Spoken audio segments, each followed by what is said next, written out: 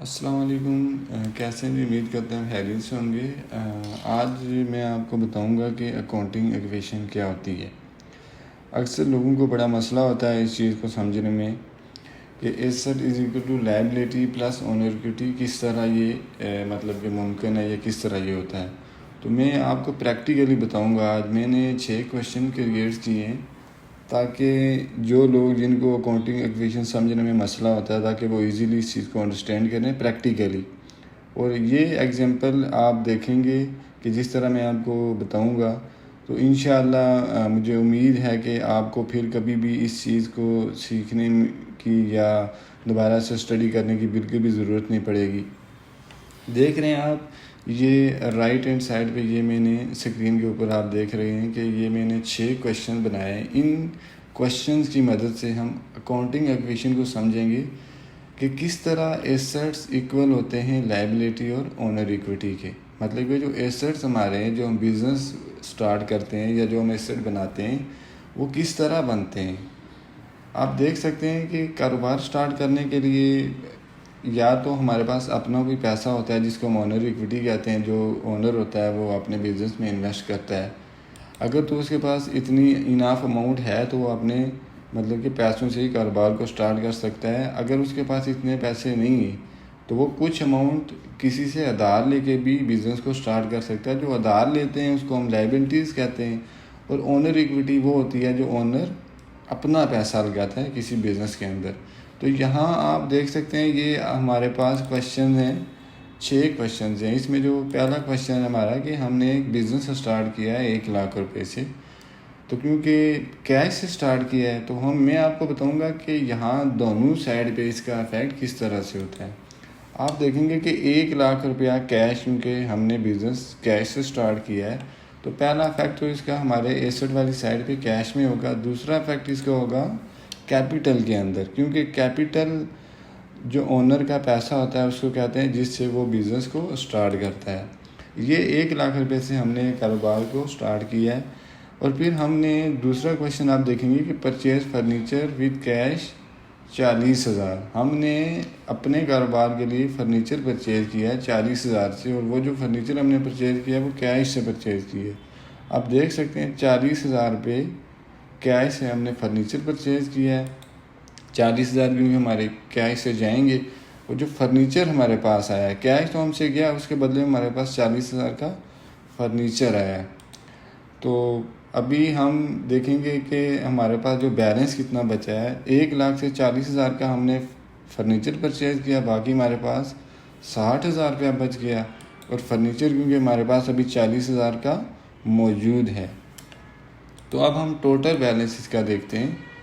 Total अगर हम इसको करके देखें तो ये हमारे पास 1 लाख रुपए की अमाउंट बनेगी। उसी तरह तो सेम अगर कैपिटल ओनर इक्विटी हम देखते हैं तो वो 1 लाख रुपया अभी उसी तरह हमारे पास मौजूद है ओनर के अकाउंट में।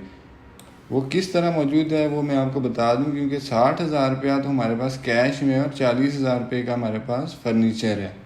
तो ये टोटल अमाउंट हमारे पास बन गई 1 लाख रुपया। आप देखेंगे कि राइट हैंड साइड और लेफ्ट हैंड साइड 1 लाख से टोटल अमाउंट में इक्वल है। अब जो क्वेश्चन नंबर 3 है वो ये है कि purchase good with cash RS 25,000। हमने 25,000 की कुछ चीज़ें परचेज़ की हैं। तो वो चूँकि हमारे कैश से वो अमाउंट लेस होगी, हम देखेंगे कि 25,000 से हमारा कैश यहाँ पे डिक्रीज़ हुआ है। और इन्वेंट्री आई है हमारे, मतलब कि हमने जो चीज़ें हम सेल करने के लिए लेते हैं सबसे पहले वो गोदाम में रखते हैं इन्वेंट्री वगैरह में। तो ये 25,000 रुपये हमारे इन्वेंट्री अकाउंट के अंदर आ जाएंगे। अब हम अगर बैलेंस को देखते हैं तो 60,000 से हमने 25,000 रुपये की चीज़ें खरीदी, तो बाकी हमारे पास 35,000 रुपया बच गया।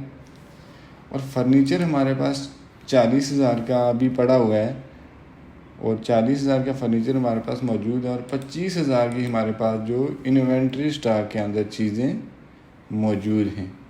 तो अगर हम इसका टोटल करके यहाँ पे देखें तो टोटल हमारे पास 1 लाख रुपए आएगा। अभी ये 1 लाख किस तरह हुआ, 35,000 तो हमारे पास कैश है, 40,000 का हमारे पास फर्नीचर है, और 25,000 की हमारे पास इन्वेंट्री मौजूद है। और जो ओनर कैपिटल है वो सेम एज इट इज़ उसी तरह 1 लाख रुपए का हमारे पास मौजूद है। मतलब ये अभी जो 1 लाख रुपया, आप कंफ्यूज भी होंगे कि ये 1 लाख रुपया ओनर इक्विटी के अंदर किस तरह मौजूद है। तो वो 35,000 रुपये का हमारे पास कैश है, 40,000 रुपये का पास हमारे पास फर्नीचर है और 25,000 की हमारे पास इन्वेंट्री अभी मौजूद है। अब क्वेश्चन नंबर जो आप 4 देख रहे हैं कि पेड ट्रांसपोर्टेशन, हमने फ्रेट दिया है 1 लाख रुपये का, सॉरी 1,000 का फ्रेट जो हमने पे किया है वो हमने क्योंकि कैश से किया है, यहाँ हमारे पास कैश में तो फ्रेट लेस होगा, और फ्रेट क्योंकि ओनर की जेब से पैसा गया, जो 1,000 रुपया ओनर ने अपनी जेब से दिया है, तो वो हम यहाँ से भी इसको माइनस करते हैं ओनर कैपिटल के अंदर से। तो अभी जो बाकी हम देखते हैं कि टोटल अभी बैलेंस हम चेक करते हैं, तो 35,000 रुपये में से 1,000 रुपया हमने फ्रेट दिया, तो बाकी हमारे पास 34,000 रुपये बच गए। 40,000 का फर्नीचर हमारे पास अभी तक मौजूद है। उसके बाद 25,000 की जो इन्वेंट्री हमारे पास वो भी यहाँ मौजूद है। और यहाँ आप देखेंगे कि टोटल जो अभी इसका अगर हम टोटल करके देखें तो ये टोटल हमारे पास आएगा 99,000। और अब इसी को हम अगर राइट हैंड साइड पे देखें तो 1,000 रुपया क्योंकि ओनर ने अपनी जेब से फ्रेट पे किया है, मतलब किराया दिया है, तो बाकी 99,000 उसके पास बच गया। तो ये आप देखेंगे थे right hand side equal to left hand side 99,000 दोनों साइड पे आपको नज़र आ रहा होगा। अब जो नेक्स्ट हमारे पास क्वेश्चन है वो सोल्ड गुड्स फॉर कैश 15,000 रुपये की हमने कुछ चीज़ें सेल की हैं। तो जब हम 15,000 की चीज़ें सेल करेंगे तो डेफिनेटली कैश के अंदर हमारे पैसे आएंगे, 15,000 से हमारा कैश इंक्रीज़ होगा। तो सेम एज़ इट इज़ जो इन्वेंट्री के अंदर से क्योंकि हमारी जो चीज़ें गई हैं 15,000 की, क्योंकि वो प्रॉफिट मिला के टोटल 11,000 की चीज़ें हमारे इन्वेंट्री स्टॉक से गई हैं, उसमें 4,000 रुपये प्रॉफिट भी शामिल है इसका। क्योंकि प्रॉफिट की जो अमाउंट होती है वो ओनर के खाते में जाता है, जो भी प्रॉफिट होता है वो ओनर के अकाउंट में जाएगा। तो ये जो 4,000 रुपये का हमको प्रॉफिट हुआ है ये ओनर के अकाउंट के अंदर चला गया। तो अब हम अगर बैलेंस देखें तो 34,000 रुपये तो हमारे पास पैसे मौजूद थे, 15,000 रुपये की हमने गुड्स मतलब कि चीज़ें सेल की हैं हमारे पास आए, ये टोटल बन गया हमारे पास 49,000। 40,000 का हमारे पास फर्नीचर अभी तक मौजूद है, और इन्वेंट्री जो थी वो 25,000 की थी, जिसमें से 11,000 की हमने सेल कर दी, बाकी 14,000 रुपये की हमारे पास इन्वेंट्री अभी मौजूद है।